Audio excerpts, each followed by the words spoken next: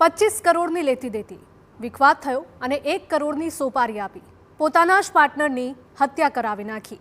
અમદાવાદના બિલ્ડર હિંમત રૂડાણીની હત્યા કરવા માટે સોપારી આપનારા બિલ્ડર મનસુખ લાખાણીની પોલીસે ધરપકડ કરી છે। હત્યા બાદ પોલીસે 3 હત્યારાને પકડી પાડ્યા હતા, જેમાંથી એક સગીર હતો।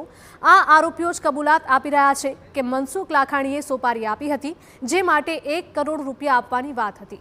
જો કે હત્યા બાદ જ પૈસાની ચૂકવણી કરવાની હતી અને આરોપી મનસુખ લાખાણીએ અગાઉ પણ હિંમત રૂડાણીના હાથ પગ તોડવા માટે 50,000 રૂપિયાની સોપારી આપી હતી, પરંતુ તે આરોપીએ કામ ન કર્યું, જે બાદ પોતાના જ પાર્ટનરને આખરે લાખાણીએ 1 કરોડના સોદામાં મોતને ઘાટ ઉતારી દેવડાવ્યો। અગાઉ કેટલાક સમય પહેલાં મનસુખભાઈએ જે એક આરોપી છે, આરોપીને 50,000 રૂપિયા આપેલા હતા અને 50,000 રૂપિયા આપીને એવું કહેલું હતું કે ભાઈ તું અમને હાથ પગ તોડી નાખજે, પણ એ દરમિયાન એણે આ કામ કરેલું ન હતું અને ત્યારબાદ મનસુખભાઈએ ફરીથી તેને જણાવ્યું કે આ કામ તે કર્યું કે ના કર્યું, ત્યારબાદ આણે આ હત્યાનો પ્લાન ઘડ્યો હતો।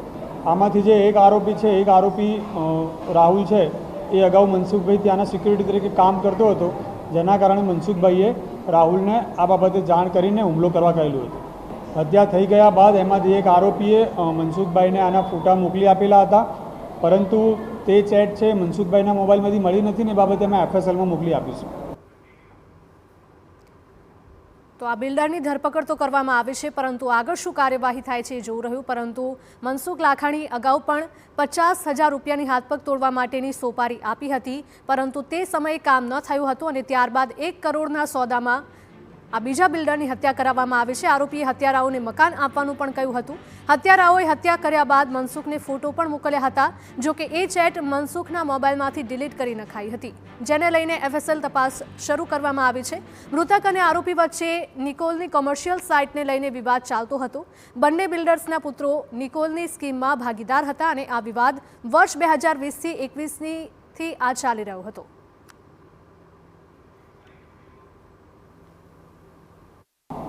અગાઉ જે ફરિયાદી છે અને જે મનસુખભાઈ છે એ લોકોની નિકોલમાં એક પાર્ટનરશિપમાં સ્કીમ હતી। એ સ્કીમ બાબતે એ લોકોને વિવાદ ચાલતો હતો, જે બાબતે અગાઉ એક ફરિયાદ બી નોંધાઈ ચૂકી છે અને સ્કીમમાં જે લોકોની જે પૈસાની લેતી દેતી બાકી હતી, એ લેતી દેતીના કારણે જ મુખ્ય કારણ છે હત્યાનું। મનસુખભાઈની વિરુદ્ધમાં કોઈ ગુના અત્યારે દાખલ થયા નથી, એની જે જૂની ફરિયાદો તપાસમાં ચાલુ છે। જે CID ક્રાઇમમાં એક ફરિયાદ થયેલી છે કે મનસુખભાઈના છોકરાની વિરુદ્ધમાં દાખલ કરવામાં આવેલી હતી।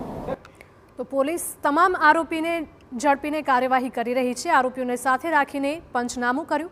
નિકોલના સરદારધામના બેઝમેન્ટના પાર્કિંગમાં હિંમત રૂડાણીની હત્યા કરાઈ હતી, જે સ્થળ પર આરોપીઓને પોલીસે સાથે રાખીને પંચનામું કર્યું હતું।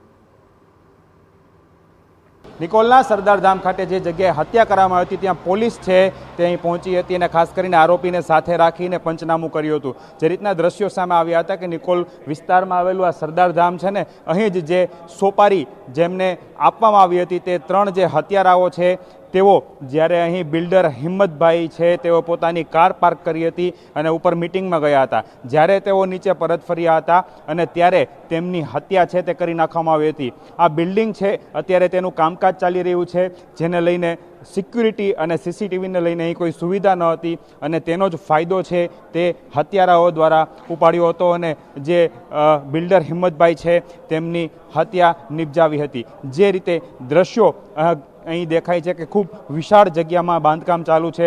આ પાર્કિંગની જગ્યા છે અને પાર્કિંગ જ્યારે અહીં કરવામાં આવી હતી અને અહીં જે જ્યારે પરત ફર્યા હતા હત્યારાઓ છે તેમની રાહ જોઈ રહ્યા હતા અને જ્યારે તેઓ મિટિંગ પૂરી કરી અને નીચે પરત ફર્યા હતા ત્યારે તેમની હત્યા કરવામાં આવી હતી અને ત્યારબાદ અહીંથી તેમની કારમાં જે મૃતદેહ છે તે ડેકીમાં નાખ્યો હતો ને કાર લઈ અને અમદાવાદ શહેરમાં અલગ અલગ વિસ્તારોમાં 2 થી 3 કલાક તેઓ ફર્યા હતા અને ત્યારબાદ વિરાટનગર બ્રિજ છે ત્યાં પાર્કિંગ કરી કાર અને ફરાર થઈ ચૂક્યા હતા। જોકે પોલીસ દ્વારા અહીં પણ લેવામાં આવ્યા હતા આરોપીઓને અને અહીં જે જગ્યા છે તેનું પંચનામું કરવામાં આવ્યું હતું। કેમેરા પર્સન દીપક સેન સાથે હરીન માત્રાવાડિયા, TV9 અમદાવાદ।